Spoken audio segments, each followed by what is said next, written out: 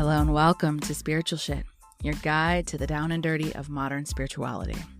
This podcast is a place for people wanting to discover more about spirituality, where we can get weird about ghosts, mediumship, aliens, psychics, religion, new age awakening, ascension, starseeds, channeling, holistic health, philosophy, and even dating.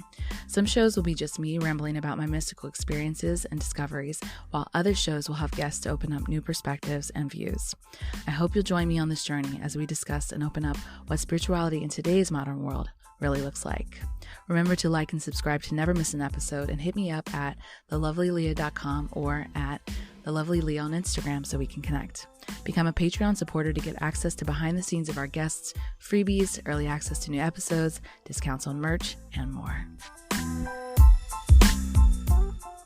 Hello, fine folks of the digital universe. Happy New Year. I hope that you had a beautiful and safe New Year. This year, it's so funny. New Year's is my absolute favorite holiday. And I didn't even stay up long enough to count down. We put the baby to bed and fell asleep, and it was like, oh yeah, Happy New Year, and then went back to bed.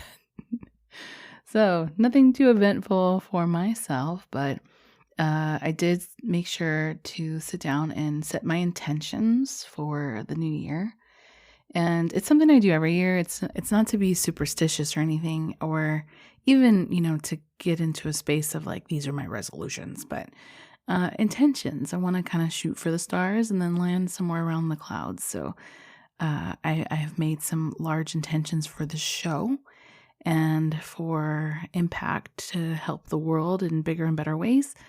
And I'm excited to see the way that's going to go down. So I hope that you got a chance to set some really great intentions for yourself, and that you have at least a neutral outlook on what this year is going to look like. I know that the last 2 years, people have been like, this is going to be my year. And then that year happened, and we're all kind of in a space where we're a little bit nervous about putting those kind of hopes into the ether. But if we can all come to some neutral perspective of, we're not attached to the outcome and we're here to let's see what happens, then I think that we can actually have a really great, surprisingly good year.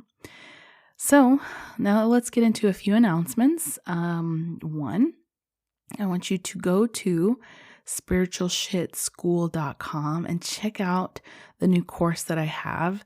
It is 6 workshops in one buy, and we are covering awakening, intuition, spirit guides, dreams, card reading, and turning your spiritual passion into a business. It's almost 10 hours of content with loads of tips and questions answered.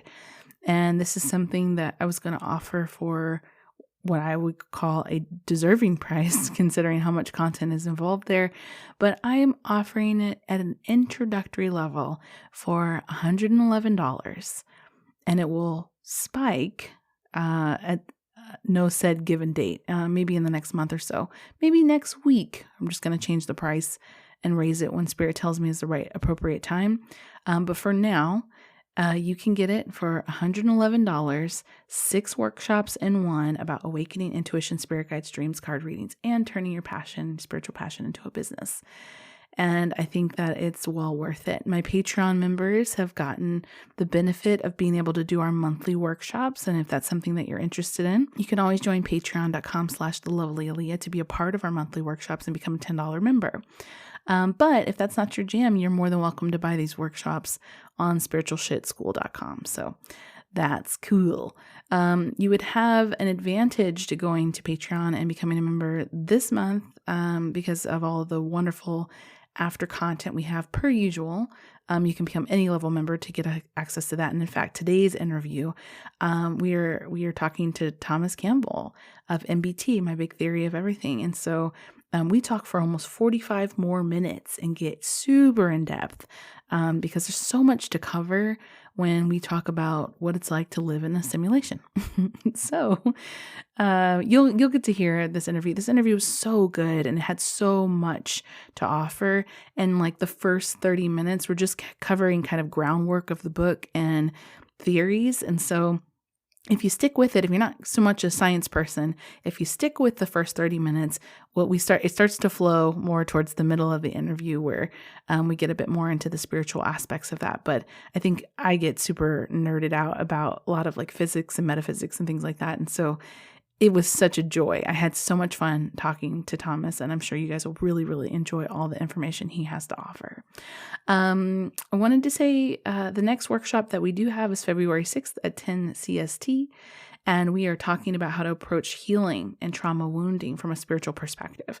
And so obviously I'm not a therapist or psychologist, and so I cannot actually help you heal in more of a material way, but we're going to talk very deeply about what does it look like to approach healing and trauma in a very practically spiritual way, if that makes sense. So if you want to hear about that, then check that out. So those are all of my obligatory announcements.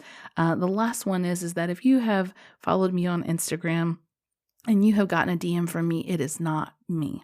My account explicitly states that I do not DM. You don't send me a DM. If you do send me a DM, I will read it. But I just don't have a lot of time to respond with all the other stuff that we're trying to do to promote free content. And so while I appreciate your beautiful messages and I love you all, make sure that you know that if anybody does follow you that is under my, it looks like it's under my handle, make sure to check it and see if it's the spelling is correct or if they just put up all their posts in the last week or so. And if they're coming to you and saying, "Oh, Spirit is giving me a message for you, pay me $50," it's not me. Okay, don't fall for that shit. I'm so sorry for those of you who have already fallen for it. The scam game is very real, and karma is too. So there's that. Anyway, so I think that's all I have as far as announcements go. Let's get into this super juicy episode. I really hope you guys like it. I did so much research for this episode just to, know my words and stuff. And it was so enlightening for me. It's something that I'm still digesting. So let's check it out right now. Thomas W. Campbell is the author of My Big Toe, The Theory of Everything, trilogy that unifies science and philosophy, metaphysics and physics, mind and matter, purpose and meaning, the normal and the paranormal, as well as shines a light on the common spiritual basis of the world's major religions while placing belief, dogma, and creed into a bigger picture. My Big Toe, MBT, which represents the result and conclusions of his scientific exploration of the nature of existence. This overarching model of reality, mind, and consciousness explains the paranormal as well as the normal, places spirituality within a scientific context, solves a host of scientific paradoxes, and provides direction for those wishing to personally experience an expanded awareness of all that is. The attributes assigned by some theologians to their concept of God are very similar to the attributes of LCS, the larger consciousness system, as scientifically derived by Tom. The next big cultural and scientific paradigm shift is virtual reality, as Tom has said for over a decade. Virtual reality is now a more widely accepted concept in the science and technology field. Tom combines a fundamental understanding of consciousness and virtual reality to back up his prediction with a logical and scientific derived My Big Toe theory. This theory explains most of the remaining big questions in both physics and metaphysics, and his model of consciousness derives quantum mechanics and relativity, eliminating quantum weirdness, and builds a scientific foundation under much of what has been previously deemed paranormal. This comprehensive, logical, and scientific explanation of both objective and subjective reality perfectly defines a big theory of everything. A former NASA physicist, Tom works as a large, complex system analyst by day and collects evidential information in the larger consciousness system by night. Tom delivers this information through his unique abilities and experiences that you will not find anywhere else. Please welcome Tom to the show. Hello and welcome to another episode of Spiritual Shit. I'm your host, Aaliyah Lovely, and today we have Mr. Thomas Campbell, who is a former NASA scientist, a physicist, and a consciousness researcher. Please say hello to everyone today. Hello, everyone today. I'm really excited because today we are talking about consciousness in a way that is very different than the way we've talked about it on the show. We tend to talk about energy and a lot of mysticism and things like that. But today we're kind of confronting the idea that we might be living in a virtual reality, which I find extraordinarily interesting. And I love the way in which you're able to break it down in a very data-based, scientific way that makes the paranormal normal. And I love that kind of stuff on our show. So before we get started, and if you can be able to squeeze in your 70 years of experience in about 5 minutes, kind of give everybody a summary of where you've come from, what got you on this path to research this kind of thing. Well, that is a long story, but I'll try to make it as short as I can. How I got onto this path wasn't on purpose. I just kind of accidentally fell into it. And that is, I was a graduate student working on my PhD, and I noticed a sign that said, learn how to meditate, get by on less sleep, and it had a whole list of things that was good, but the get by on less sleep is what grabbed my attention, because as a graduate student in experimental nuclear, you're working with big machines. This is a big Van de Graaff accelerator. And when those things are working, you work, whether that's 24 hours a day or, for 2 or 3 days without sleep. It was tough sometimes to stay awake long enough to get the research done. Mm-hmm. So I learned how to meditate. I took $25 and a banana and went to the course. And I found it very simple, very easy. I was a natural with the meditation. And about 3 or 4 months later, just playing around with this new meditation skill that I had, I found out that I could debug software in my mind much more accurately and much more quickly than I could actually if I was, applying myself to it, looking at it. Mm-hmm. My awake mind was much, much slower and less capable than my mind in an altered state of consciousness. Mm. So I played with that a little bit and realized that not only did it work, what I did is I could just scroll like the printouts, I just scroll all that down that had all my code on it, and all the lines that had a problem with them would be in red instead of in black on white. So I'd look at it and I'd kind of rewind and go back to the red one. And I knew every line of code since I'd written the code. So it was easy for me to pick them out and remember them. And when I went back to these are the bad old days of computing, when you had boxes of cards, went cards through a card punch. And I had thousands of cards. Each box, I think, held about 1,000 cards or so. And I had 5 or 6 boxes of punch cards. And sure enough, I'd pull out those statements and I would find a problem on them. And sometimes it wasn't a problem in coding. It was a problem like the key punch was a little bit off and the hole wasn't exactly in the place that it should have been. Mm-hmm. So even those kinds of problems, which are otherwise impossible to find just by looking at it, you can't tell that a punch hole is 1/10 of a millimeter, offline. You just can't tell looking at it. So I was able to find these errors that I wouldn't have been able to find on my own with any amount of time. So that was the beginning of me being on this path, because I went from kind of the typical physicist that says that if you can't measure it, it either doesn't exist, or if it does, it's irrelevant. Because measurement means interact with it. If you can't interact with it somehow, physically interact with it, then it doesn't exist or it's irrelevant.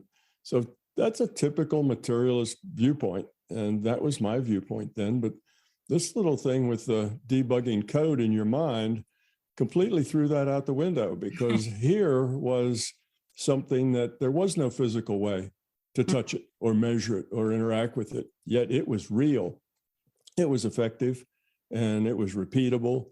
It was right there. There was no way to deny it. It worked. Right.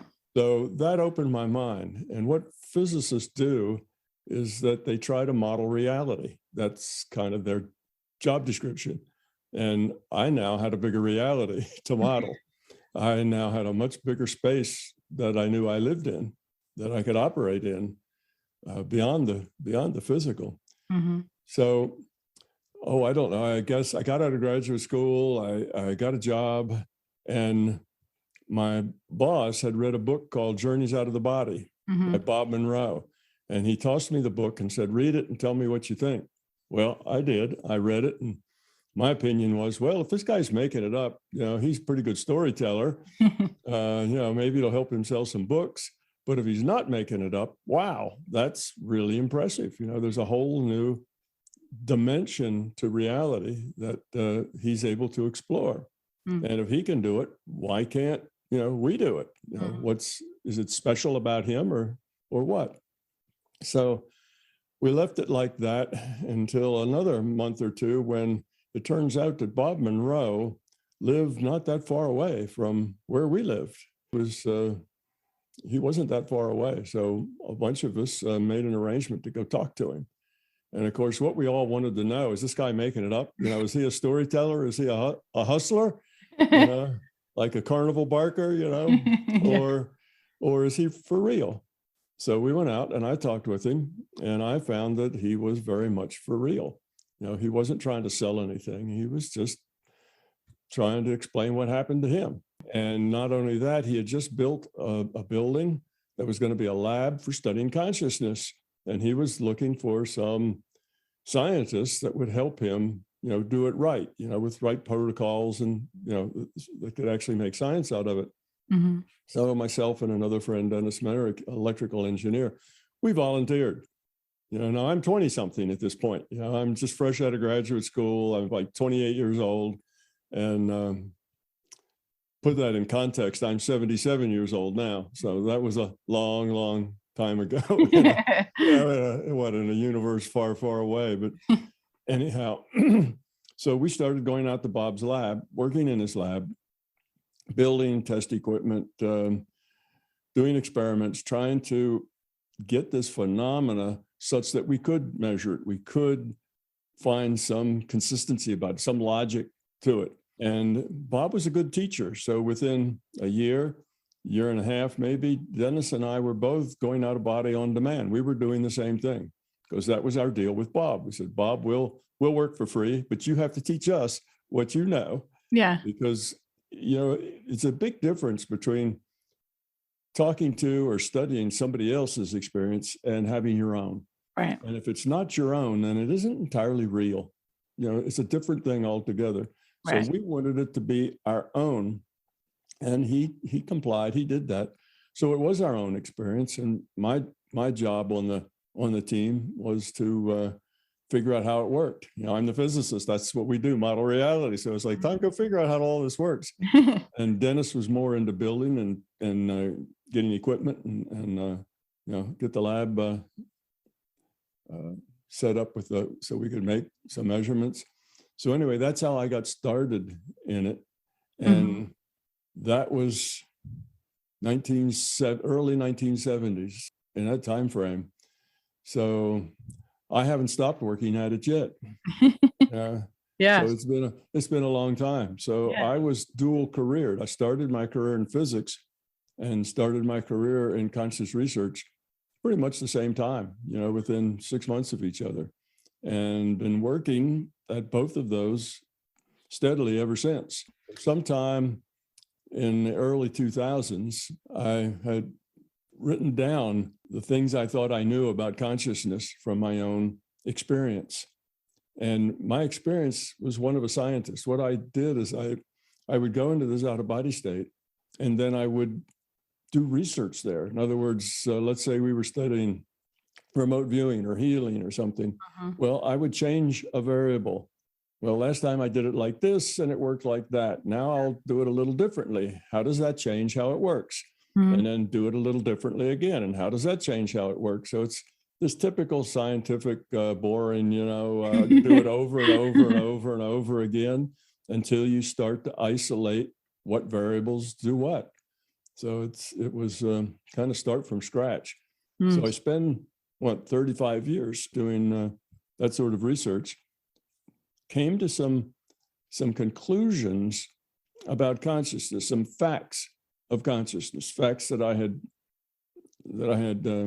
discovered with doing this research. And one of those facts was that consciousness is fundamental.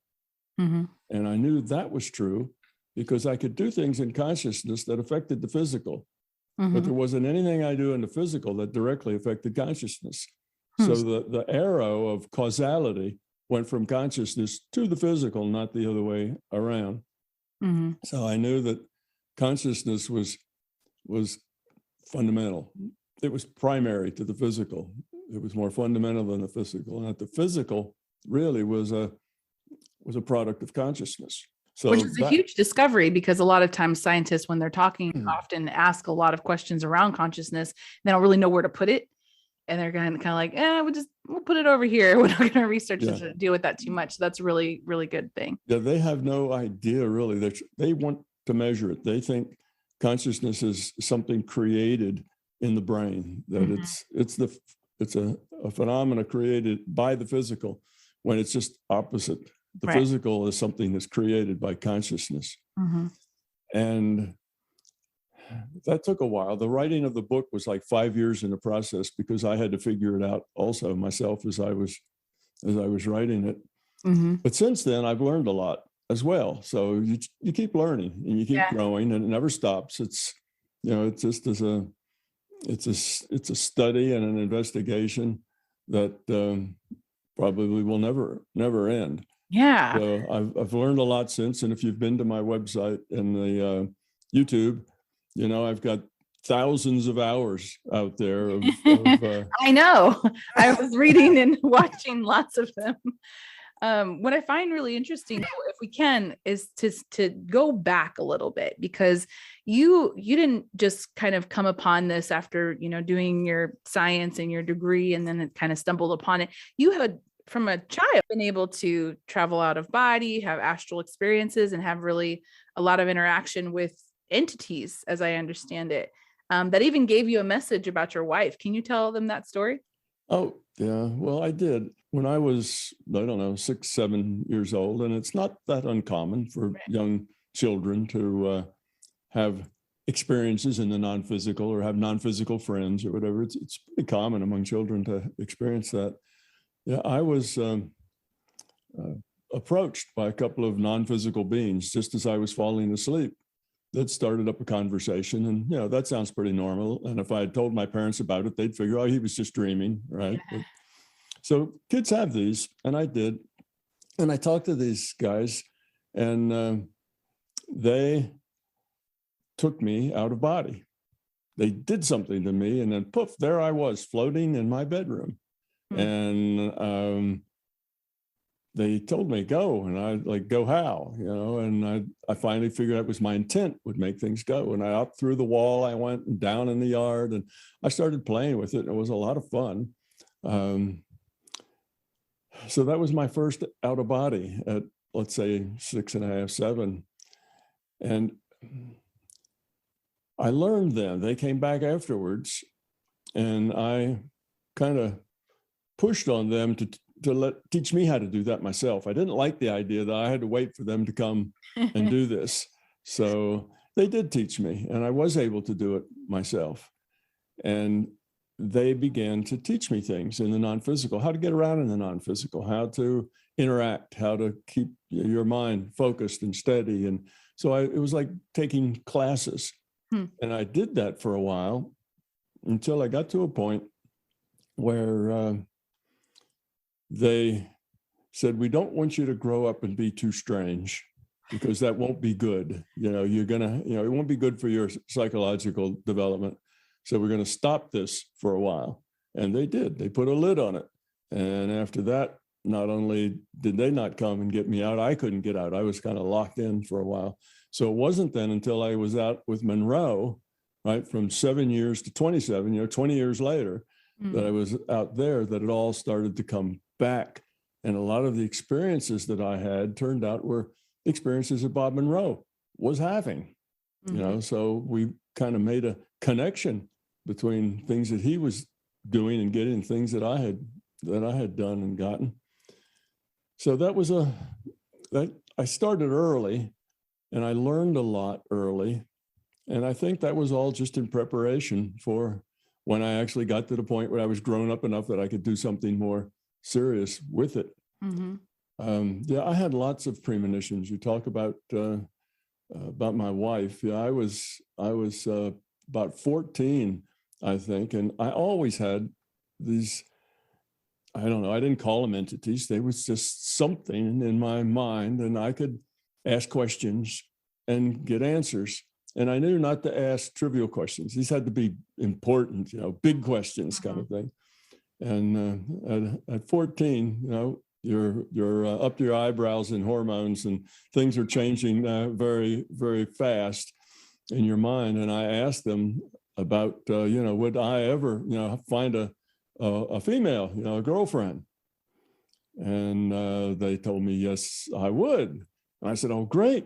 Where is she? And they said, well, she's 2 years old now and lives in a different state. And I'm going, 2 years old? That's not going to work. Yeah. And they just kind of were, I think, snickering a little bit, but they were having some fun as well. But they told me a little bit about her, and that I would meet her when I was 35, and that we would have a very good relationship. It would be good. So I'm thinking, that's terrible. I'm 14 and I got to wait till I'm 35, But in any case, it worked out that way. When I was 35, she and I met, got together, and have been together ever since. And I was told things at various times. This is maybe interesting. I had met another woman toward my senior year in college, and we planned to get married. And I remembered this other things, and no, this was not the woman. It was not the same woman. And I said, well, wait a minute. I don't want to get married and then not have the marriage work. That's not my idea. Should I just call that off? And they said, no, you need to go through with it. This is part of your growing step. It'll be good for you and it'll be good for her. You'll both grow up in this experience, and you need that experience to get yourself ready for the one that does, that is the one that we told you about. So I said, okay. I didn't feel real good about that, but it worked out exactly the way they said. They told me about the children that we would have, and basically even what they would look like, their sex, all sorts of things. And it always came out exactly that way. Wow. So yes, I'd had a lot of paranormal experiences in the 8 years or 9 years that I was going out to Monroe Laboratories regularly. I mean, Dennis and I had, paranormal experiences every time we went out there, and so it got to the point that it wasn't that unusual, to do something that was really wild was just another day at the lab, that sort of thing. So yeah. You kind of adjust to your life, however, whatever twists and turns it takes, you end up adjusting to it, and it becomes the new normal for you. So all of that was normal for me. And then, like I say, the next 35 years trying to figure out, why does it work that way? What are the limitations? Right. What's important? What's not? What's the structure here? So what I did is I took all the facts of consciousness that I had developed in that 35-year time, just doing research. And of course, I had another whole bucket full of facts of the physical world that I'd learned as a physicist. And I said, there needs to be some understanding, some overall overarching understanding that explains both of these. All the things I found out in my out-of-body travels and my physics. So that was kind of my goal, to come up with that. And when I wrote the book, My Big Toe is the name of it, My Big Theory of Everything. It's a theory of consciousness, pretty much. It's a little hard to read, as I think you found out. It's a little challenging. It's a little hard. Yeah. It's written, by a scientist, right, for other left brain logical process kind of people. because they don't have an on-ramp. People who are more right-brained and have bigger pictures, there's lots and lots of books, that they can get that will help them move down that path. But for those of us who are left-brain, logical process types, there isn't any kind of path. You pick up your typical engineer or physicist or scientist will pick up the Bhagavad Gita. You get about 6 pages in it and say, some guy on a chariot, having war, talking about things that don't make sense, and they'll just put it down like it doesn't mean anything to them. They can't, it's basically poetry that they don't understand. So I wrote my book to be logical, to be so the scientific mind could read it and understand what was going on, which makes it just a little challenging, I think, for readers who don't have logical process, who are more right-brained and holistic in their viewpoint. They have to struggle. They have to struggle with it a bit. I went through it and I thought, for the most part, like I kind of enjoy reading very dense texts, like things that have a lot of like, you have to really think and kind of chew on it before you can kind of move to the next thing. And so since I was more limited for time, I was like, I got to get on this or whatever. But I got really kind of caught in a lot of the meditation stuff because I at least understood those portions of like how meditation works. I'm a meditator myself. And spent time with that for a while. And I thought, I don't know that I'll be doing it justice if I continue to speed through this for the sake of this interview and not really like digest a lot of that information. So with that, I want to kind of like talk to our listeners, and I hope that we can speak in a way that we don't go over their head, because I think that your concepts are brilliant. So first, like we talk about my theory of everything. His book is called My Big Toe, TOE, Theory of Everything. And the concept that we are living in a virtual reality. I would love for you to explain, one, why you think that is, but kind of the parallel concept to the avatar, essentially, that you were mentioning. Okay. Well, let me make it sound a little more reasonable by just kind of following what we know about virtual reality games, like The Sims. Now, I'm kind of old, so I'm not up on what the latest games are. So just have to bear with me. I'll talk about World of Warcraft and Sims, even though they're pretty dated, I guess. But in any case, what we just know a few things about those, and all virtual realities basically work the same way. They have a player and they have an avatar, and the player makes all the choices for the avatar. That's the player's function. They have to tell the avatar what to do, when to do it. And there's a computer, that's the server. And the computer sends information to the player. The player looks at it, makes choices for the avatar, sends those choices back to the computer. The computer computes what difference those choices make, how does that affect others and so on. And then computes how the game's going to flow, sends it back to the player. Then the player makes choices and so on. That's the way that works. Okay, so it's a very simple thing. Basically, it just has 2 elements to it, and that's a computer and a player. There really is no virtual reality. Virtual reality is just a construct inside the computer. It's just information. So you have a player and a computer. Now, let's look at the viewpoint of a character in The Sims. Okay, now from their viewpoint, the computer that's serving their game. Now, we're a Sims character. We've got to think like the Sims character. Where their reality comes from is invisible to them. It's not like they can go open up a door someplace and find their computer that's computing their reality. The computer has to be non-physical to their virtual reality. They're in a virtual reality. Now, their consciousness, which is the player, is also non-physical from the viewpoint of the virtual reality. Right. So the Sims character actually thinks that he's the one that's conscious. Right. He doesn't know that there's a player. He thinks that he's the one that's conscious from his perspective. But he's making all those choices. He identifies that way.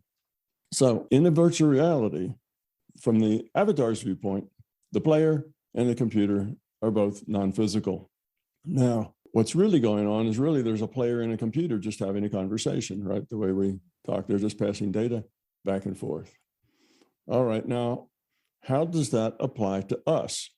So here we are. If we are in a virtual reality, then we're not going to find the computer. The computer has to be in some other reality that's non-physical from our viewpoint inside this virtual reality. Right. And the player that's making all our choices has to be non-physical. Not only that, but the player and the computer have to be in the same reality because they're talking to each other. They're actually passing data back and forth. So they have to be in the same reality, made of the same sort of stuff. So if you think of that, then our bodies are the avatars. Consciousness is the computer. Mm-hmm. Consciousness is a non-physical thing.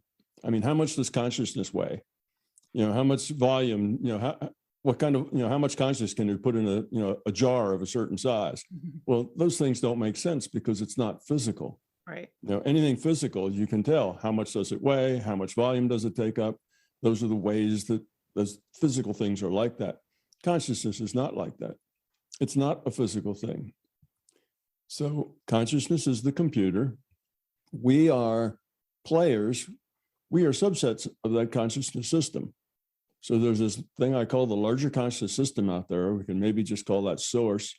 And it can configure part of itself as a computer because consciousness is an information system.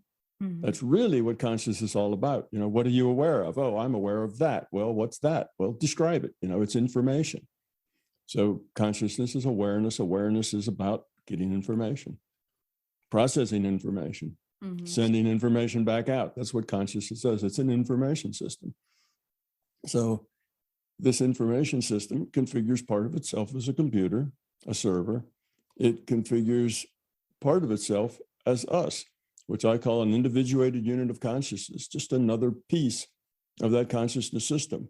Mm-hmm. But it's a piece that has its own free will, so it can make its own choices and its own decisions. As the player or as the avatar? As the player. The player makes all the choices.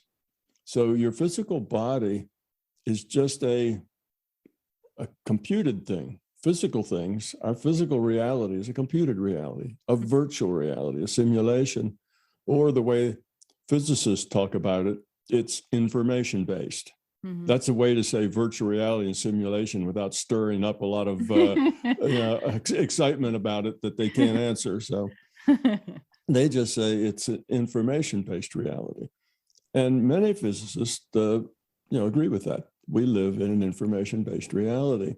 And they agree with that because physics tells them that's the way it has to be.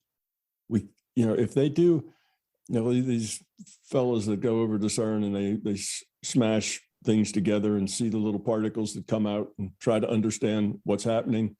If they try to model, say, an electron as a little chunk of mass with a charge, which is what we learned in school that electron was, they can't get the right answer. That doesn't work. That doesn't give them anything useful. So they see that an electron is a point, just a point with the attribute of charge. In other words, it's just information. Right. That's how you'd model an electron in a computer.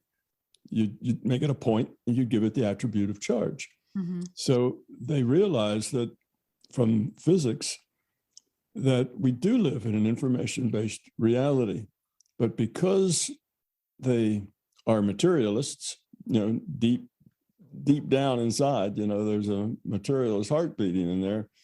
They don't know what to say past that. So their science and their experiments say we live in an information-based reality. We live in a virtual reality. But because, if somebody says, well, that's interesting, how does that work? Why is it? Where's the computer? Who's the programmer? All these questions that come up. They have no idea what to do with that. So they don't say anything and they try to underplay it so that doesn't come up and they don't have to deal with that.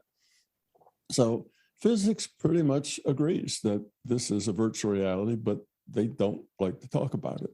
I think that's completely right. Because those were my next questions, because I'm going, all right, well, because virtual reality, I think the first thing that comes to people, they watch The Matrix, and they're like, oh no, we're sitting in some cogs somewhere and there's some evil overlord that's like ruling our actual universe, and it sparks a lot of fear. But at least the way that I've heard you talk about it, and correct me if I'm wrong, it's more of essentially the metaphors that you're using that help us equate the understanding of how consciousness actually works. Is that right? Yes, that Okay. is right. All of the things that I say are basically metaphors, because this consciousness thing that is non-physical isn't something you can reach out and grab a hold of, right? It's non-physical. So we deal with it in terms of concepts, and metaphors is a way to deal with it. So when I talk about the source, the larger conscious system, that's a metaphor for source. That's that thing from which all else springs, that sort of thing. When I talk about an individuated unit of consciousness, okay, that's you and that's me. We're individuated units of consciousness. Well, that's just a metaphor that defines some subset of this consciousness that makes its own choices, that has free will. So yes, when I made my model, I looked at all the facts that I had, and I started to put together a model to model those facts. And everywhere I saw a function that I had in my own research, convinced myself this was a fact, then I made something up to be in that place, to do that function. So I knew there was us, that we have our free will, that we make choices. So there's an IUOC. And I knew that we were there's an IUOC, an individuated unit of consciousness. So I knew there was also something bigger, something of which we belong to, something in which we connect, a system that kind of has rules and ties it all together. That's the larger conscious system. So all of these things aren't because I thought they were good ideas or that this is necessarily the truth, the way it is. This is just a model. It's a model of reality, and it's made mostly of metaphors.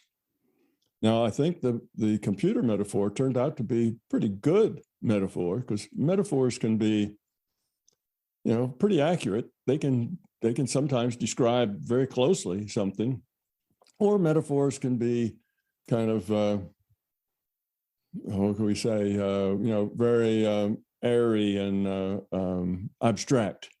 Like if I were to say, oh, she had eyes that were as blue as the deep blue sea. Well, I don't mean that literally, what sea, how deep, that's not meant to, you're not meant to dig in that, down in that. You just take it at the value of picture. You just make a picture and you go on with it. Well, that's kind of what my model is. It's made out of metaphors. And the thing is with models is you don't judge a model based on how well you like it, or whether it verifies your own beliefs or something. You judge a model based on, can it produce answers? Can it explain things that happen? Does it explain the results of experiments? How good is it? Does it explain your experience? Now, my model is what I called a big toe, because Einstein's toe was just one that explained all of the material world, basically quantum physics and relativity. Right. Well, mine explains all of that, but it also explains the internal world, the subjective world. So it's a much bigger picture. So once you understand consciousness, you understand everything subjective as well as everything objective. So if you'd like to know, why am I struggling and have a hard time? Why am I not happy and full of joy? And why do I get upset and have all these fears? Well, my model will tell you why. It can explain very clearly, why you feel the way you do, why your life is the way it is. So it explains the subjective side just as well as it explains the objective side, which is physics. And my model explains physics to a much higher accuracy than contemporary physics. Yeah. So contemporary physics doesn't understand why particles should best be modeled as probability distributions, because quantum physics models particles as probability distributions. Why is that? Well, physicists don't know. All they know is if they do that, it works. They can get the right answers, but they have no idea why this should be true. So they have this idea that when a measurement's made, a probabilistic protoparticle suddenly turns into an actual physical particle. And there's this big mystery about the collapse of the wave function into a physical particle. Well, that's because they just don't understand how it works. They're trying to squeeze quantum physics into a materialist model, and it won't fit. That's trying to put a square peg in a round hole, and those corners just won't let it go in there. So my model explains that. It makes quantum physics not weird at all. It explains, well, of course, there are no particles. These are virtual particles, and they're all probability distributions. Now, can you explain probability distribution? Well, probability distribution is just a mathematical thing that explains, let's say with the double slit experiment. So a particle goes through a hole in a barrier, and it's a probable particle, not an actual physical particle at that point, because no measurement's been made. Now, where is that particle going to hit after it goes through that hole? So it goes through the hole, and you'd think that it would just pile up in a pile right behind the hole. That's what it would do, because that's what physical particles ought to do. But it doesn't. It will make rings.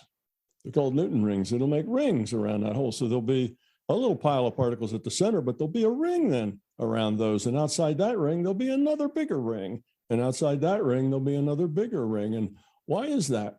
Why would they distribute themselves in rings like that? You see, that means they have to move off to the side. Between the rings, no particle ever goes, only in the space of the rings and so on.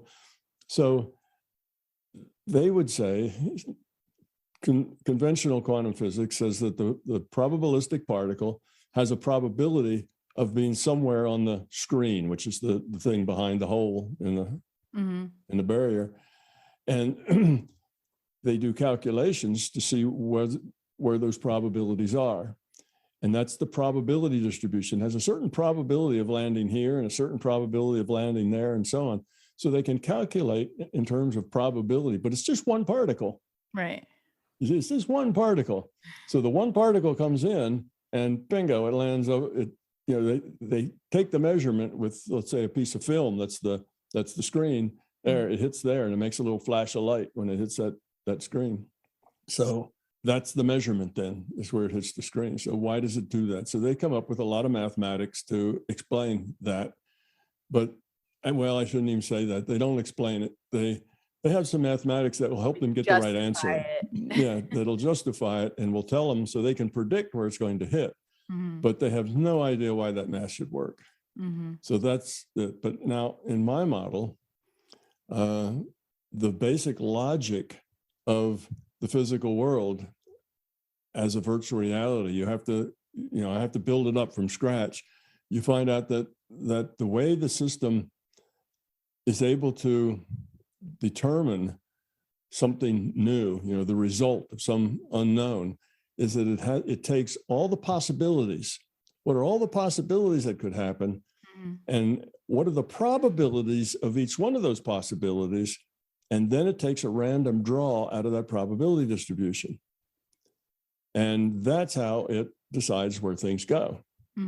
So now, you had something super interesting to talk about this, which I think that was very related to manifestation.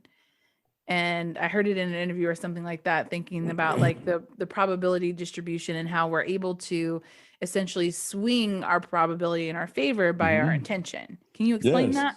Well, yes. The way that works is that as a feedback mechanism, so that we here who are making these choices can get some idea of how we're doing. The feedback that we get is that we can modify the probabilities in that probability distribution. So when something is going to happen, let's say we'll talk about health here with this. If you have a lump in your neck and you're not sure what it is, but it worries you. So you start using your mind to get rid of it, to make it not a cancer lump. So what you're doing is you're modifying the probabilities of the possibilities. So you're taking those possibilities that say, malignant, and lowering the probability on those, and taking those possibilities that say benign and raising the probabilities on those. so that when the measurement's made, that is, somebody goes in and does a biopsy to see what's in there, then random draw from the probability distribution of the possibilities, you have a much higher probability now of it being benign because you used your intent to modify future probability. This completely backs up my theory that the law of attraction shouldn't be called a law because it doesn't always happen like that, but you essentially in your manifestation intention are swaying the pendulum, right? Right. You're swaying the possibilities. You're reordering the probability of the possibilities. So in your law of attraction, if you have your intent focused on a particular event or thing happening, you're increasing the probability that will happen. Now, whether it happens or not depends on a lot of things. One, if you're trying to get something to happen that only has a 1 in a million probability of happening, oh, I would like a gold brick to fall out of the sky and land in my front yard. That would be handy. You know, I could use a couple $100,000. Yeah. So, you know, now that's not likely to happen. So because that's a 1 maybe in 100 million or 1 in a billion chance that happens, then you're probably not going to get that to happen, because even if you take that probability that's 1 in a billion and move it all the way down to only 1 in a million, it's still not likely to happen. Or even 1 in 100, it's still not likely to happen. So you can modify the probability and things aren't going to happen anyway because you just can't move it that far. So that's one thing. Mm-hmm. The other thing is that your ability to modify those probabilities has to do with your mind and your consciousness. If your mind is busy and all full of chatter and noise, then you're not going to be able to focus much energy. You're not going to be able to focus much power on changing those probabilities. Mm-hmm. Your mind doesn't focus on it. It's kind of flitting around it. It's on it, it's off of it, it's back on it, it's all over the place. That's the way most people's minds work. Their minds are kind of all over the place. And you're not going to be very effective that way. The other thing is you have to have a very clear focus of exactly how you want to change that probability. And if that's fuzzy, yeah, I'd like it to be better. Well, what's better? What defines better? You see, that's not very clear. So if you're clear with your focus, and if you have a tight focus, then you have what I call a low noise mind. Your mind's not so noisy. It's got a very strong signal and very low noise. Now you can modify those future probabilities much more effectively than you can if you don't have, a low noise mind. So it depends on the person. It depends on how sincere they are. If you're not all that sincere, you just want something. Oh, I want a gold brick. Hey, I really would like a gold brick in my yard. And that is really just a wish. Wishes don't have much power behind them. A wish is a very weak thing. But if you can focus, if you can have that sincerity behind that intent to where it's something not just out of your intellect, but something comes from a very deep space inside you. It's really you at the being level. Yeah. And you're putting it out from that being level. Now you're a whole lot more effective than you are if you're just making wishes. Now, the difference is the wishes just come out of your intellect. Oh, I'd like that to happen. That would be convenient. But that doesn't make anything happen much. It does just a little, but it doesn't make enough changes to be noticeable. So some people are good at manifesting. Some people are not so good. And it just has to do with clarity, focus, and sincerity. That's the difference. So yeah, it is a function of consciousness. It's part of the way our consciousness system is put together. So that's why we have the placebo effect. The placebo effect works the same way. You have a doc and he says, oh, here's a new pill and this is going to really make your liver work better and you're going to be so much better after you take this pill, and it gives you a big positive plus up talk. Then that pill will make people better, even if it's just sawdust, and there's really nothing in it. It'll make people better because what it'll do, it will give them some hope. It will give them positive attitude. Oh, good. I got the magic pill. I'm going to get better now. And as soon as they stop putting negative energy into it, oh no, this is terrible. I know it's going to be cancer. I know it's going to be, they're feeding the problem. Right. They're raising the probability that it's going to be cancer because they're worried about it. So you create what you fear. Oh, because yes. what you fear is where you put a lot of your mental energy. This is super important, you guys who are listening. Just because when we talk loads about manifestation on this show, and I've always kind of said I felt like manifestation when we've talked about it in its first wave anyway of law of attraction, that they're kind of missing something there. When we talk about being positive all the time and like vision boards and the whole deal. And so people are always talking not very often about like if I can suppress my fears and just essentially physically say I'm going to be positive and I don't have these negative thoughts or whatever, but internally they're suppressing and they're feeling and they're trying to do something with it. It doesn't change the energy in which the output is actually happening. Exactly. So suppressing your fear is actually worse than not Right. suppressing your fear. It's the more, the bigger the fear, the more energy you put into that fear, the more time you spend afraid, worrying about, those outcomes. So we make our fears come true because we modify the probabilities such that they do come true. If it's a fear of, let's say, not being liked or a fear of being inadequate, it's the same way. If you fear that you're inadequate, maybe not good enough, you will act in ways to make that seem like it's true. In other words, you will be reticent. You won't actually step forward and do something. You'll stay in the background. You'll do this and that. And people look at you and they say, well, she's kind of inadequate. It's not because you're really inadequate.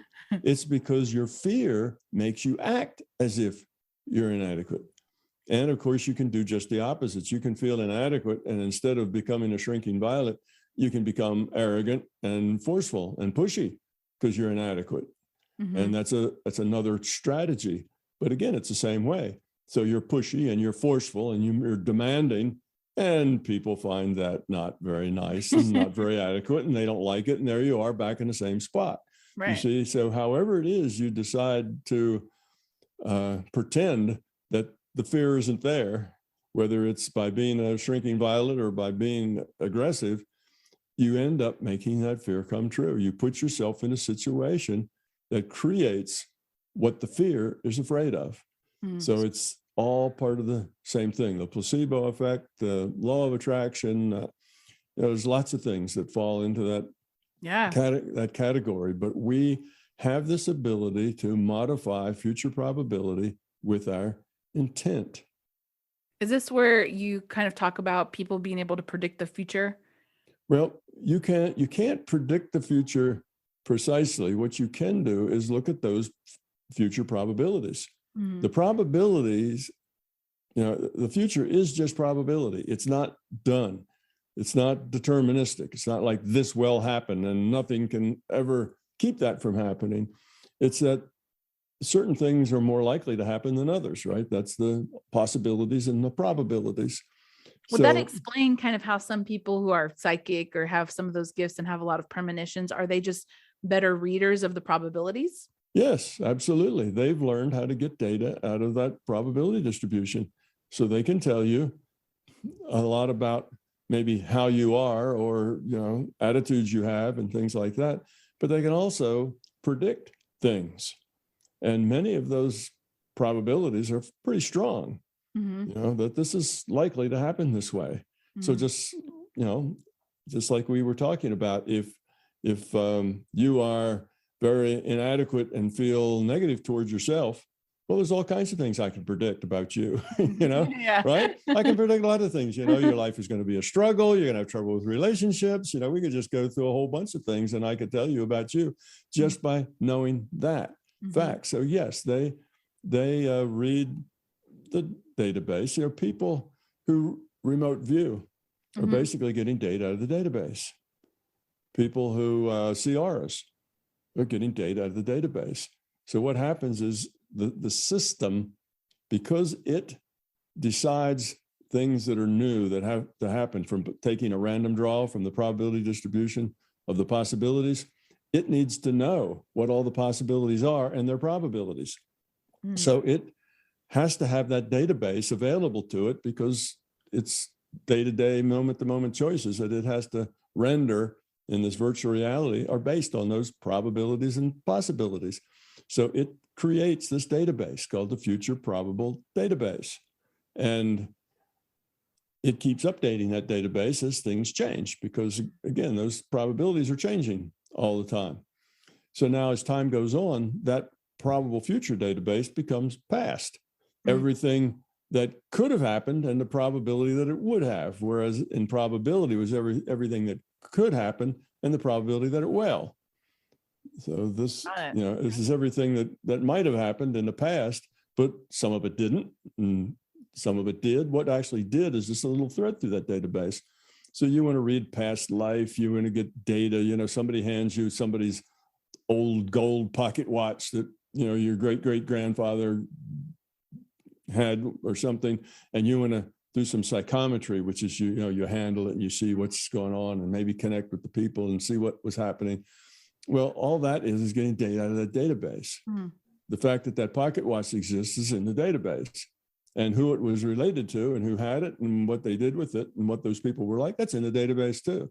They call that the Akashic Records. That's the right. It's just the database. The database is called the Akashic Records. What about the entities that you interact with? And if we're in this process of pulling data out as the avatar and or even as the player, who are the external essentially entities that you end up interacting with as far as your model goes? Well, let's just talk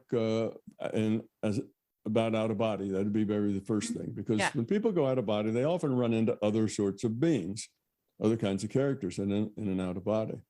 And out of body is a single player virtual reality. Okay. The only thing that's fundamental is consciousness. Any reality, any situation, any place you are where you experience an experiential reality is a virtual reality. Experience requires context. It requires rules. It's not, experience can't be defined if there aren't rules and there isn't context. Right. That means that there has to be some structure to it. And that structure is what defines it as a virtual reality. So an out of body is actually a single player game that the larger conscious system offers. And you are there and you run into people. Now, those people possibly could be another entity like yourself, but most likely they're NPCs, non-player characters generated by the larger conscious system in order to provide you with a set of interesting choices that you can grow from. So the out-of-body experience is really, for the most part, a single-player game, that the system hands to you. And depending on what you want to experience, the kind of things you're trying to learn, where you are, then you will get an out-of-body situation that plays to that gives you the thing. Same with your dreaming. The dream reality, another virtual reality. When you die, you wake up in another virtual reality. They're all virtual realities, and each one gives you an opportunity to make choices. And in dreams, night dreams, and say out of bodies, you get opportunities to make choices that you wouldn't be able to make here. Right. There's just choices, things that's not going to happen to you here. So it gives you a wider spectrum of choices. And choices are important because there's a purpose to all of this. There's a purpose of why we have the virtual reality. Why would the conscious system make a virtual reality? And the purpose is that information systems evolve by lowering their entropy. Now that sounds very physics-like, right? But I'll tell you what that means. Hold on. It's so crazy because you just went through 4 things that I was going to ask questions. I literally have the questions sitting right here. And I was like, he's so intuitive. He's just knocking one after the other. You're making my job very easy. So let's describe entropy and then we can get into why consciousness. Entropy is a measure of disorder. That's one way of looking at it. It's also a measure of the potential or ability to do something, to do work. Okay, so for instance, in a information system, if all the bits in an information system are random, then there is no information. Right. They're all random bits. So nothing means anything, no information. So you take those bits that are all disordered and order a couple of them. Now you put some bits that are ordered in some way. Those ordered bits create information. And those ordered bits, this little bunch of bits over here, you could make that a symbol for something or a metaphor for something. So it could mean all sorts of things, but it's significant. Everything random, there's no significance, no order to it. So an information system evolves, grows by lowering its entropy, by creating information. And the more meaningful and significant the information is, well, that's even lower entropy. It orders things more. It has more meaning, maybe, if it's a metaphor, than just a simple, a very simple thing. But there's order even just in structure. Just simple, geometric order has information in it. If I go up, down, what comes next? Up, right? Well, how'd you know that? Well, because there's information in that. There was a series there that was repeating. So just that little pattern, up, down, and what's next, that creates information. So the system starts just being able to differentiate between A and B, this and that, 1 and a 0. And that's the, you might call it the original cell of consciousness. That's all it can do. It just knows that it can be this way or that way, and they're different somehow. Well, that's a 1 and a 0. And if you can do that, then you can say, well, I could be this way, and then that way and that way. Well, that's like a 1, 1, 0, 0. You see, so through evolution, you can take just that ability to be this way or that way and turn it into a very complex set of information, of meaning, of significance. So consciousness evolves by lowering its entropy. Now, you had an interview with somebody that I listened to, Rupert something, where you guys were debating over, I can hear it in your voice, debating over the difference philosophically of, he doesn't believe that consciousness evolves. And that you guys, he had a whole deal of why that essentially we come from love, and then we come down here when we struggle to get back to love. Right. And then you had a point where you were like, that doesn't make any damn sense, because why would we then come down here and do all the struggle or whatever? And I think a lot of people are looking for that answer in their own, like, why are we here? They have this kind of awakening, and they're like, what is the whole point of us coming from consciousness or coming from love or coming from whatever, and then coming down here and playing this video game that seems really, really tough, in order to just go back? What's the point? Your point is evolution, right? It's evolution. And I can hopefully in a few minutes kind of take through those steps that I can show them, just not only why, but what our purpose is and why it's that way.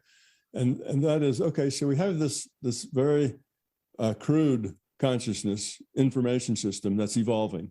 Now, it's just a natural system. It's not a supernatural or anything. It's just a natural system. It's a piece of consciousness. It's evolving. And it's trying to get more and more complexity, more and more information, more understanding, more things. So it can do arithmetic, 1 + 1 is 1, 1, it can do things like that. So it figures a lot of things out just doing that. But it gets to a point where it starts to become a slower learning process. In other words, the learning plateaus. Right. And that's because it's just one monolithic consciousness. So what does it do? Same things that cells did when they got limited by just what a single cell could produce in our biology.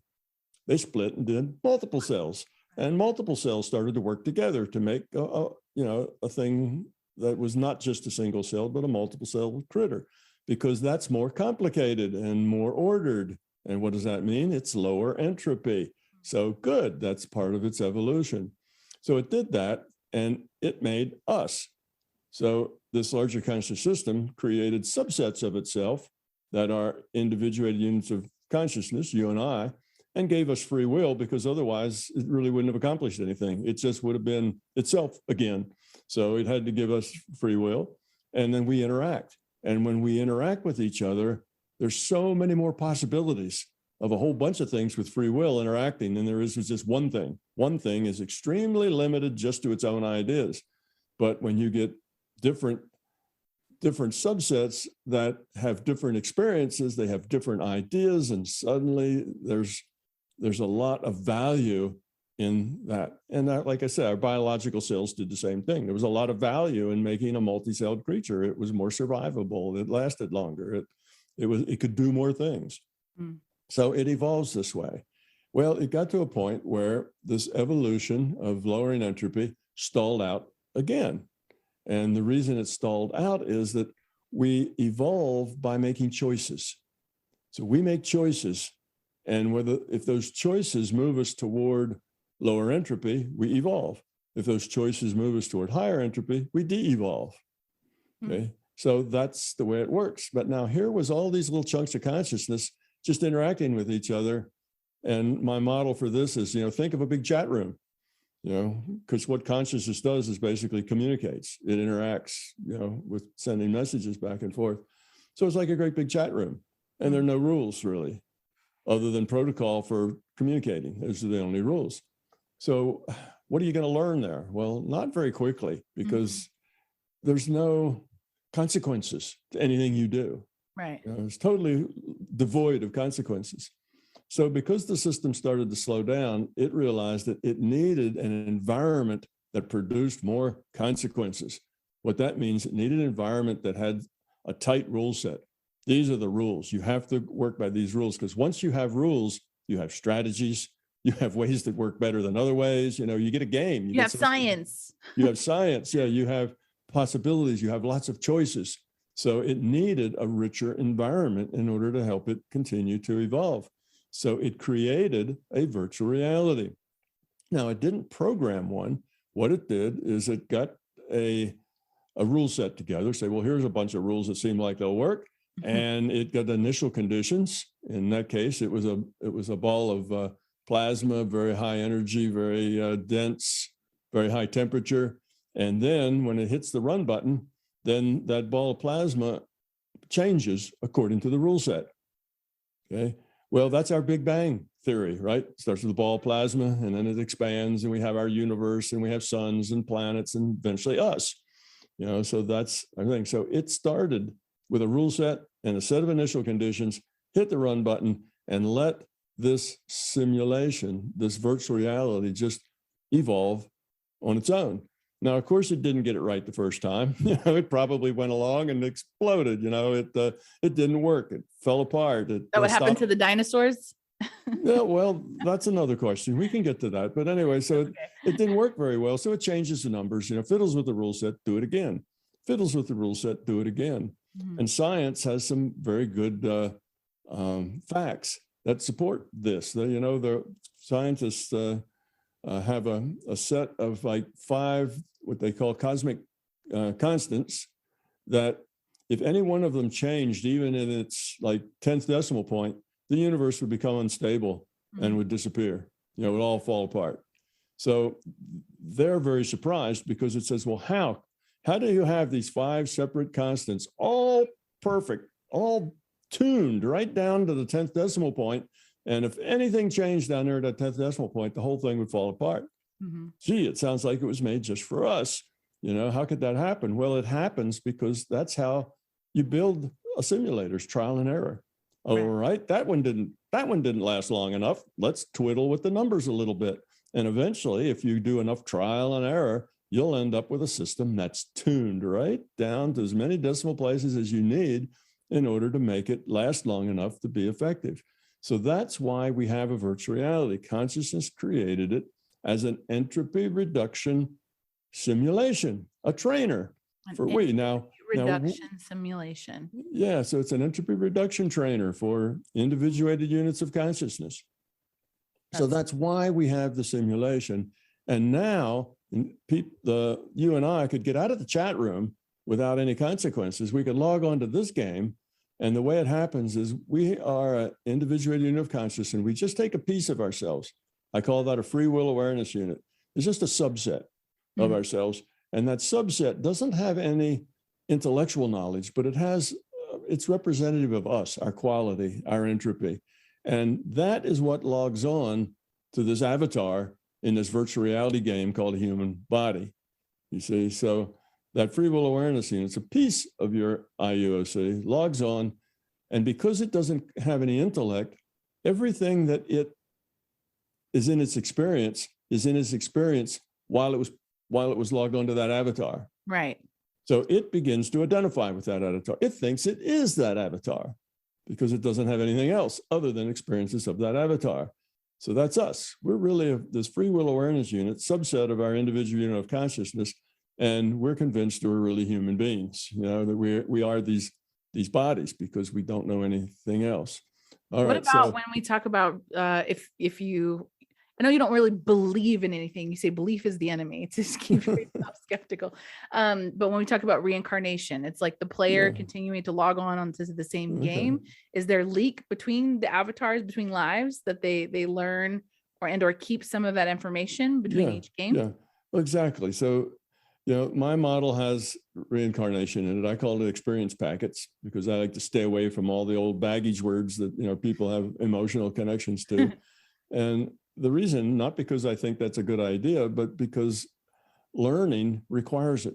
Learning isn't something you can do in parallel. You can't learn, kindergarten, first grade, second grade, third grade, up through graduate school all in the same year. Right. First you have to learn, kindergarten, and that prepares you for first grade, which prepares you for second grade. So learning is a serial process. You have to understand this before you can really understand that.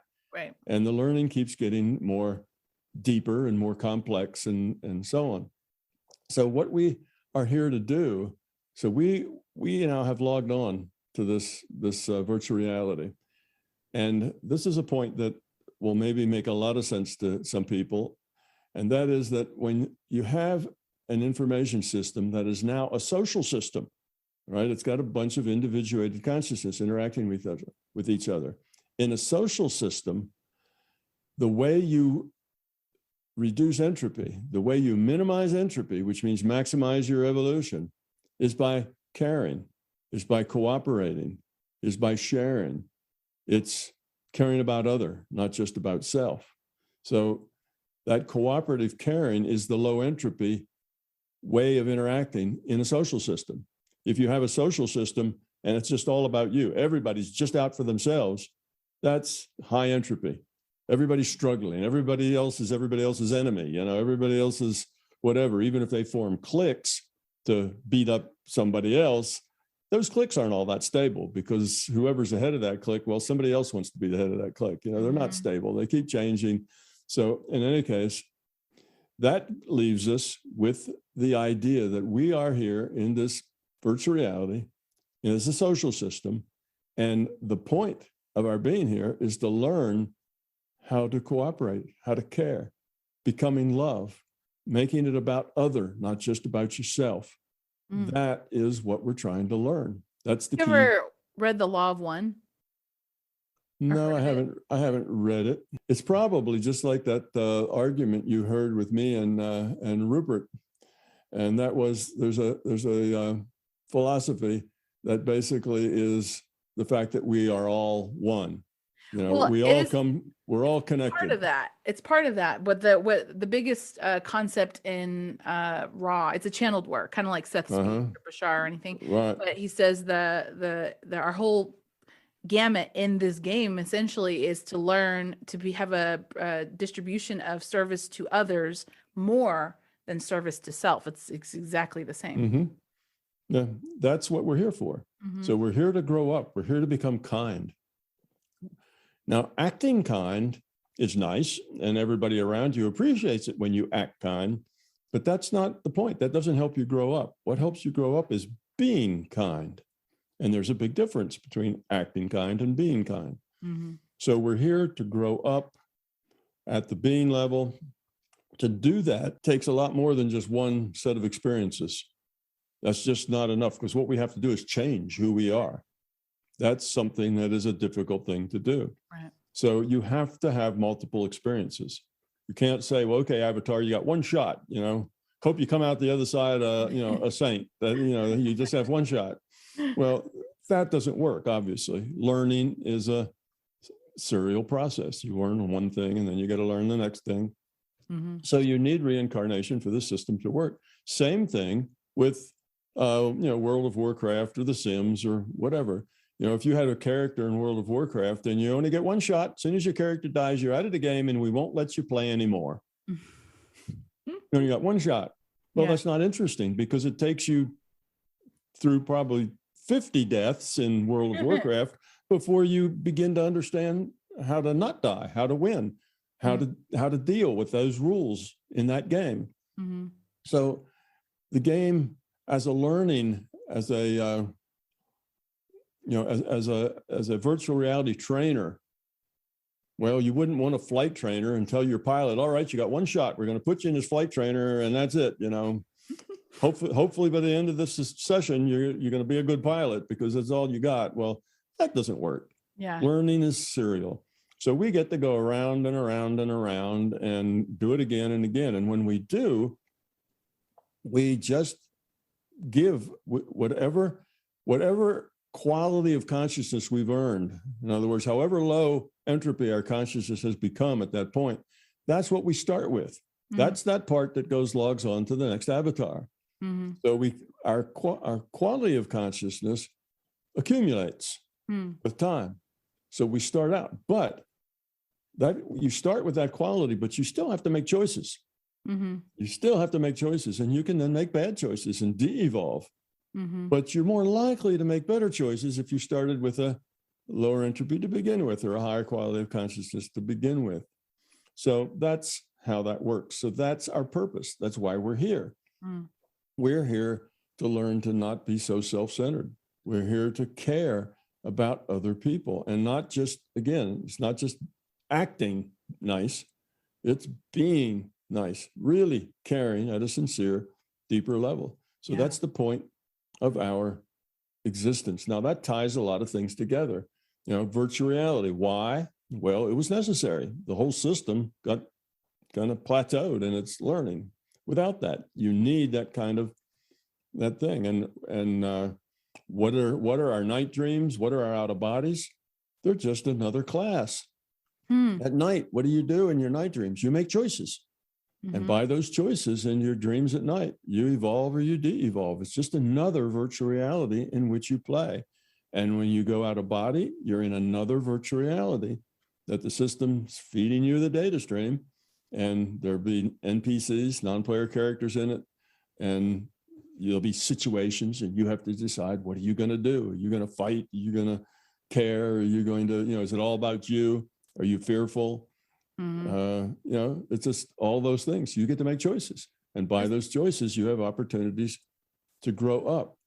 This is a big one because I have a lot of stress dreams.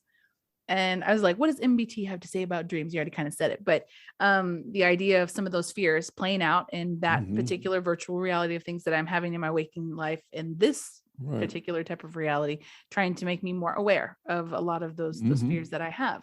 So what happens when someone has essentially not maxed, but like reduced to the nth degree their entropy? What happens after they're essentially done and they've won the game? Well, you never are done. Okay. And you never, there is no win the game. Entropy, like entropy everywhere, entropy is a physics word and our world works with entropy too. And that is, to lower entropy, you have to put in effort. Mm-hmm. Entropy doesn't just lower by itself. In fact, if you don't do anything, disorder increases. Got it. Okay. Right? So entropy actually grows and we're trying to lower it. So if you don't put any work in a system, the system starts to fall apart. Is that just because that's the nature of the law of physics? That's just the nature of the law of reality. Yeah. Okay. Nature of the law of everything. If you don't put any effort in, things start to fall apart. Mm-hmm. If you never do maintenance on your house will eventually fall apart. It just is the way it is. If you have even a battery, it sits on the shelf for so long, it goes away. Yeah. It's not a battery anymore. That's a law in our system. Actually, in physics, it's called the second law of thermodynamics. And that is that in our natural world where we have what's called processes that move forward. Everything's not reversible. You can't just say, oh, I take that back, and then everything was just the way it is. Right. When you make choices, those choices change things. Yeah. You can't take it back. So in that kind of a reality, that the entropy of the universe will always increase because it just wears down. So eventually our universe here, our physical universe, our virtual reality, will just be a cloud of elementary particles and hydrogen gas. Suns will explode, things will, it'll just decay eventually till as a result of our lack of effort. Well, we can make effort to change it. With effort, we can lower entropy. Now, there's some things like whether a sun expands and blows up, becomes a supernova. That's nothing that we're going to change. Right. That's just the nature of our universe. We're too small to affect that. But we can lower entropy with effort. If we try, if we want to grow up, if we want to lower our entropy, if we want to be caring, be kind. And it's not just that other is advantaged by us being kind, but we become advantaged by being kind. When you grow up and lower your entropy, your life becomes full of joy. Everything works well. Your relationships become really good. Everything just works out tremendously. Matter of fact, the more you stop trying to force things to be the way you want them, things will just naturally be the way you need them. Now, can you define that? Because I know a lot of people are going to hear, because we talk about willing versus allowing. And when we talk about manifestation. And so when you're trying to force things into being, there's typically some kind of energy behind it of a fear or something scarcity or whatever, where you're trying to push. That's not necessarily effort, right? Or is it? Right. No, okay. That's right. If there's a fear behind it, like we said earlier, even if that fear is buried someplace that you don't know it's there, it's putting negative energy into the process. So yes, when you try to manifest things, it has to be from a deep center. I said sincere, you might say from the heart. It has to be from your being level. And it has to be really a low entropy thing. Yeah. It has to be something that's useful, that's good, that has value, not just to you, but to people in general. Because if it's just you, what I want's a new Mercedes-Benz, that's what I want, Yeah. All right, I dig ditches and I only make, $20,000 a year, but I want a new Mercedes-Benz and I'm just going to keep putting, effort into it till I get one. Well, that's probably not going to work. A couple of reasons. One, it's all about you. It's not anything that's advantageous to anybody but you. So it's very self-centered. And the probability of that happening when you don't make much money is very low. Anyway, you'd have to move probability a whole lot to make that happen. So that's probably not going to happen. And people who are self-centered aren't very good about being low noise focused. You see, those two things don't work together. So if you are high entropy and it's all about you and you're self-centered, trying to modify future probability is a lot harder because you've got a lot of intrinsic stuff in you that is high entropy. And you need a low entropy intent. That's what low noise means, right? Low noise means low entropy. So that's how it all plays together. So the people who really don't care that much about what happens or how it happens or whatever, they're just happy, they're relaxed, they smile a lot, life is happy and good.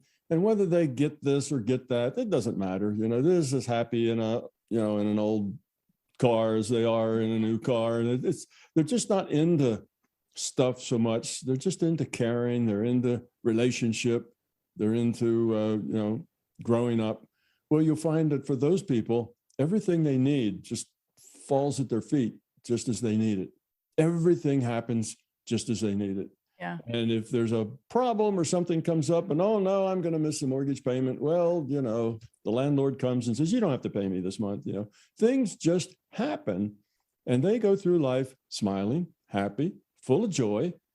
Doesn't mean they're wealthy, doesn't mean they're poor. It just means they're happy and they have a lot of joy in their life. And the people who are, gimme, I want more, I have to have that. I have to have this other thing. I want status, I want power. Well, all that's very self-centered. And those people, sometimes they are wealthy, but they're not happy and they're not full of joy. Yeah. They're That was something I was going to ask you, because I was miserable. like, there are plenty of terrible people at the top, quote unquote top, but that doesn't mean necessarily they're happy or fulfilled. No. And I would say, if you take people who got to the top by being self-centered, rip everybody else off, kind of is how they got there, they're miserable. They're very unhappy. And yes, of course, when the cameras are running, they'll smile and they'll pretend that they're just, everything's perfect, but they're not.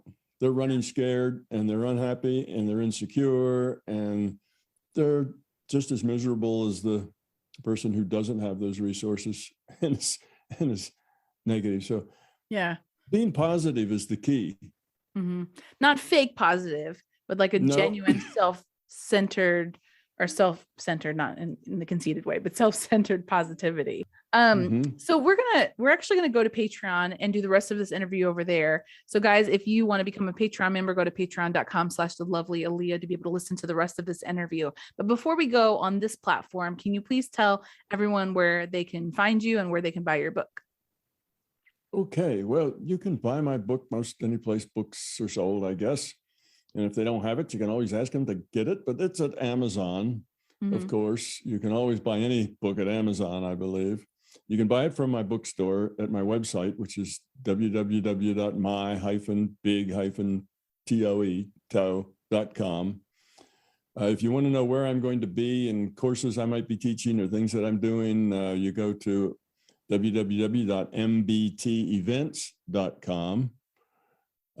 If you just want to saturate yourself in my material, you can go to YouTube, which is youtube.com/TWCJR44. And that will give you to my YouTube channel. And I literally have several thousands of hours of videos there, but I have a nice new tool where you can go search by subject. So you can search through all of those thousands of hours just looking for certain subjects. And it'll return you and say, go to this video at this minute, this hour and minute, and that subject will be talked about there. YouTube's gotten really savvy now. So those are the ways you can get hold of me. I just put a product out this past week called Tom's Park, which is a product to help people personally experience the paranormal and to help people grow up and get rid of fear and get rid of ego. And what I've done is I've created a very safe, supportive environment for everybody to interact in. So you can go to this Tom's Park, and not only are there fun things to do there, like you might expect in any park, but there's people to get involved with. There's other people to connect with, and there's lots of things there. There's places to get to be healed. There's places to get rid of fear. There's all kinds of facilities and attractions and things to do, but it's an iterative thing. You have to get to it and actually engage it. It's something you could do for an hour a day for the rest of your life. So it's not like a normal book that you read and then put it on a bookshelf. Right. And maybe you'll read it again, or maybe some people even read them 3 times, but this is something you live. It's not something just to read. That's beautiful.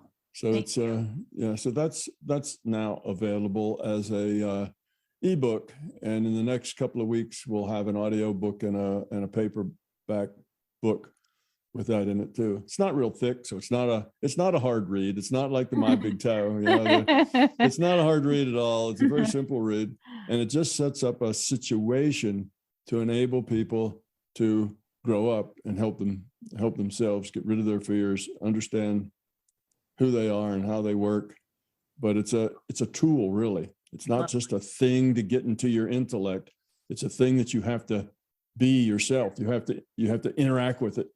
And you have to do it iteratively, interact with it again and again and again. And the more you interact with it, the more valuable it is, the more value you get out of it. So that's Awesome. kind of a new thing. Well, thank you so much for being on the show. And guys, if you want to hear the rest of this episode, I think we're going to talk about meditation. I'd like to talk about meditation specifically. You have some really amazing tools around meditation and how to connect, and also how to do a lot of that out of body experience. I want to hear more about some of your weird experiences, which would be really fun. So if you want to be a part of that, go to patreon.com/thelovelyaleah. And I hope you loved this episode. If you did, please send it to someone you love, and we will see you in the next one.